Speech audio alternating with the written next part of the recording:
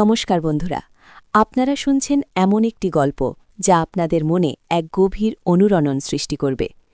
এটি একটি নাম প্রকাশে অনিচ্ছুক ফলোয়ারের পাঠানো এক অসাধারণ চিঠি, যা এক সাধারণ বাঙালি পরিবারের গভীরে লুকিয়ে থাকা এক নিষিদ্ধ প্রেমের কথা বলে।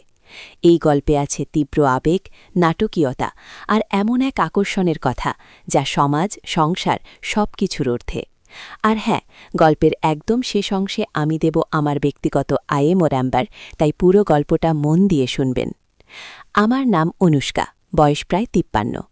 একসময় আমি ছিলাম চঞ্চল, প্রাণোচ্ছল এক তরুণী। এখন যৌবনের শেষ প্রান্তে দাঁড়িয়ে, জীবনের নানা বাঁক পেরিয়ে আজ আমি এক সাধারণ গৃহবধূ। আমার স্বামী দেবব্রত একজন প্রতিষ্ঠিত ব্যবসায়ী। আমাদের 2 ছেলেমেয়ে, তারা এখন নিজেদের সংসার পেতেছে। সব মিলিয়ে জীবনটা বেশ শান্ত, গোছানো। কিন্তু এই আপাত শান্ত জীবনের গভীরে লুকিয়ে আছে এক দীর্ঘশ্বাস, এক গোপন অনুতাপ আর এক অমোঘ টান। গল্পটা শুরু হয়েছিল প্রায় 15 বছর আগে। আমার স্বামী দেবব্রতর এক ঘনিষ্ঠ বন্ধু অরিন্দম। অরিন্দম আমার স্বামীর চেয়ে বয়সে বছর 10 বড়। দেবব্রতর সাথে তার বন্ধুত্ব ছিল বহুদিনের, প্রায় ছোটবেলার। অরিন্দম অবিবাহিত ছিলেন। তিনি থাকতেন তার নিজের ফ্ল্যাটে, আর আমাদের থেকে বেশ কিছুটা দূরে। আমরা প্রায়ই আসতাম অরিন্দমের ফ্ল্যাটে, আর অরিন্দমও আসতেন আমাদের বাড়িতে। দেবব্রত তাকে বন্ধুর থেকেও বেশি নিজের বড় ভাইয়ের মতো দেখতেন। আমার জীবনে তখন এক অন্য অধ্যায় চলছিল। ছোট মেয়ে রিয়ার বয়স তখন সবে 7, ছেলে অর্ণবের বয়স 12। সংসারের সব কাজ, ছেলেমেয়েদের পড়াশোনা এসব নিয়েই ব্যস্ত থাকতাম। স্বামী স্ত্রীর সম্পর্কটা তখন এক যান্ত্রিক রূপ নিয়েছিল। ভালোবাসা হয়তো ছিল, কিন্তু তার সময়ের ধুলোয় চাপা পড়ে গিয়েছিল। একে অপরের জন্য সময় ছিল না, বুঝবার চেষ্টাও করতাম না। দেবব্রতর জগৎ ছিল তার ব্যবসা, আর আমার জগৎ ছিল এই 4 দেওয়াল। এই সময়েই অরিন্দম আমার জীবনে প্রবেশ করলেন। প্রথম তার আশাটা ছিল স্বাভাবিক। অরিন্দম খুব রুচিশীল মানুষ ছিলেন। কথা বলতেন অল্প, কিন্তু যা বলতেন তাতেই থাকত গভীরতা। তার উপস্থিতিটা কেমন যেন একটা শান্তি দিত। তিনি যখন আমাদের বাড়িতে আসতেন, বাড়ির পরিবেশটা অন্যরকম হয়ে যেত। ছেলেমেয়েরাও তাকে খুব ভালোবাসত। তিনি তাদের জন্য খেলনা আনতেন, গল্প শোনাতেন। দেবব্রত যখন বাড়ির বাইরে থাকতেন, অরিন্দম এসে আমার সাথে বসে চা খেতেন, আমার হাতে রান্না করা খাবার খেতেন। প্রথম দিকে এসব কিছুই আমার কাছে স্বাভাবিক মনে হতো, একজন বন্ধুর পাশে অন্য বন্ধু। কিন্তু ধীরে ধীরে অরিন্দমের চোখে আমি এক অন্যরকম দৃষ্টি লক্ষ্য করতে শুরু করলাম। সেটা যেন কেবল বন্ধুত্বের দৃষ্টি ছিল না, সেই দৃষ্টিতে ছিল এক মুগ্ধতা, এক গভীর আকর্ষণ। যখন তিনি আমার দিকে তাকাতেন, আমার বুকের ভেতরটা কেমন যেন করে উঠত। এক অচেনা অনুভূতি, অস্বস্তি, কিন্তু তার সাথে মিশে থাকত এক অদ্ভুত ভালো লাগা। একদিন দেবব্রত অফিসের কাজে বাইরে গিয়েছিলেন। অরিন্দম এলেন। তিনি এনেছিলেন কিছু বই, আমার পছন্দের লেখক। এসে বসলেন ড্রয়িং রুমে। আমি চা নিয়ে গেলাম। তিনি বইগুলো খুললেন, আমার দিকে তাকালেন, বললেন, এই যে বইগুলো, এগুলো তোমার জন্য। তোমার রুচি আমার খুব ভালো লাগে অনুষ্কা। তার গলার স্বরটা কেমন যেন কাঁপছিল। আমি বুঝলাম এই কথাগুলো কেবল বই নিয়ে বলা নয়। আমার ভেতরটা তোলপাড় করতে লাগল। একদিকে আমার বিবাহিত জীবন, আমার স্বামী, আমার সন্তান, অন্যদিকে এই নিষিদ্ধ আকর্ষণ, এই অচেনা অনুভূতি। আমি জানতাম এটা অন্যায়, কিন্তু মনটা যেন কিছুতেই মানতে চাইছিল না। অরিন্দমের চোখে আমি যা দেখতাম, তা আমার ভেতরও এক সুপ্ত আগ্নেয়গিরিতে জাগিয়ে তুলছিল। সেদিন তিনি বেশ কিছুক্ষণ বসলেন। কথা হলো অনেক, কিন্তু সেই কথার আড়ালে চলল অন্য এক ভাষা, চোখের ইশারায়, নীরবতায়। যখন তিনি চলে গেলেন, আমি আয়নার সামনে দাঁড়িয়ে নিজেকে দেখলাম।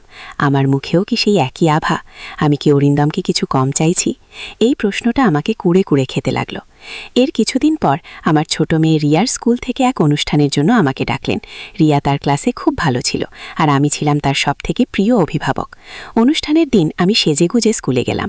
রিয়া আমাকে দেখে খুব খুশি হলো। অনুষ্ঠান শুরু হলো। হঠাৎ আমি ভিড়ের মধ্যে অরিন্দমকে দেখতে পেলাম। তিনি রিয়াদের স্কুলের একজন শিক্ষক ছিলেন, এটা আমি জানতাম, কিন্তু আজ তাকে সেখানে দেখে কেমন যেন চমকে উঠলাম। তিনি আমার দিকে তাকিয়ে একটু হাসলেন। সেই হাসিতে ছিল এক গোপন ইঙ্গিত। অনুষ্ঠান শেষে আমি যখন বেরোচ্ছি, অরিন্দম আমার সামনে এসে দাঁড়ালেন।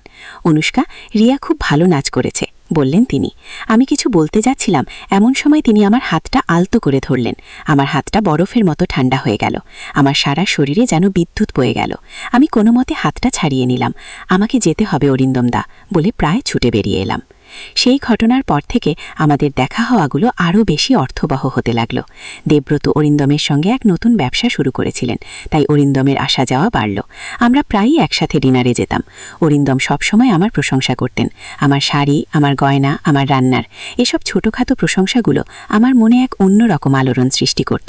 আমি নিজেও যেন অরিন্দমের সামনে নিজেকে সুন্দর করে উপস্থাপন করতে চেষ্টা করতাম। একদিন দেবব্রত অফিসের কাজে দিল্লি গেলেন। তিনি ফিরবেন 3 দিন পর। বাড়িতে আমি একা। অরিন্দম ফোন করলেন, অনুষ্কা, আজকে একটু আসবে, খুব একা লাগছে। তার গলায় এক আকুতি। আমি কি করব বুঝতে পারছিলাম না। একদিকে দেবব্রতর প্রতি দায়িত্ব, অন্যদিকে অরিন্দমের ডাক। শেষ পর্যন্ত মনের সব দ্বিধা, সব ভয়কে সরিয়ে আমি গেলাম অরিন্দমের ফ্ল্যাটে। দরজা খুলতেই তিনি আমাকে জড়িয়ে ধরলেন। সেই প্রথমবার আমি তাকে জড়িয়ে ধরলাম।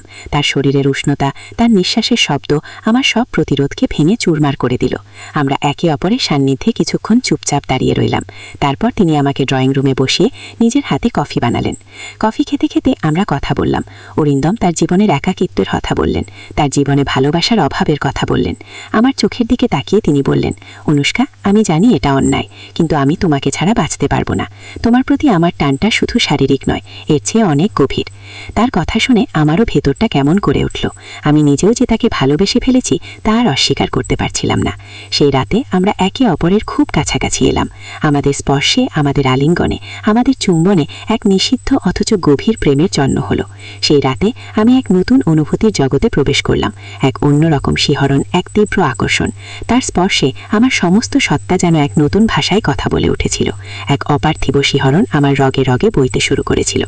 এরপর থেকে সুযোগ পেলেই আমাদের দেখা হতো। প্রায় দেবব্রত যখন বাইরে থাকতেন, আমাদের গোপন প্রেম যেন এক বন্য আগ্নেয়গিরির মতো ফুটতে শুরু করলো। প্রতিটি মুহূর্ত ছিল ভয়, উত্তেজনা আর চরম আনন্দের মিশ্রণ।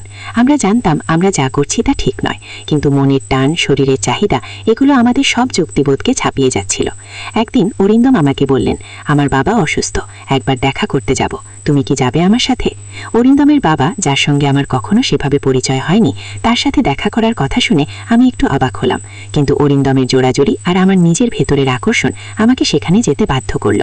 অরিন্দমের বাবার বাড়িটা শহর থেকে একটু দূরে, এক শান্ত পরিবেশে আমরা পৌঁছলাম। অরিন্দমের বাবা একজন বয়স্ক, ধীর স্থির মানুষ।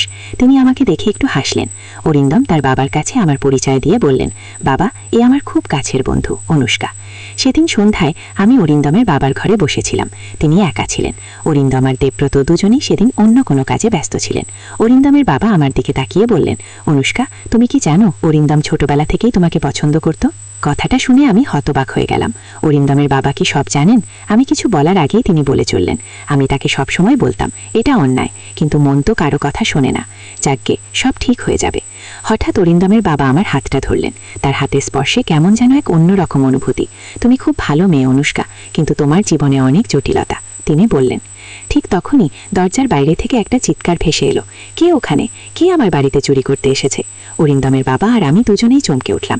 অরিন্দমের বাবা দ্রুত দরজার দিকে গেলেন। আমি বিছানায় গুটিয়ে বসলাম। বাইরে তখন হইচই। আমি স্পষ্ট শুনতে পাচ্ছিলাম অরিন্দমের বাবার সাথে কেউ একজন উত্তেজিতভাবে কথা বলছে। আর ঠিক সেই মুহূর্তে দরজার বাইরে থেকে আমি দেবব্রতর গলার স্বর শুনতে পেলাম। কি হচ্ছে এখানে? কে চিৎকার করছে? আমার বুকের ভেতরটা ধুকপুক করতে লাগলো। দেবব্রত এখানে কি করছে? আর ওই যে অন্য গলার স্বরটা, সেটা কার? অরিন্দমের বাবার সাথে দেবব্রতর কথা কাটাকাটি হচ্ছে। আমি বুঝতে পারছিলাম না কি হচ্ছে।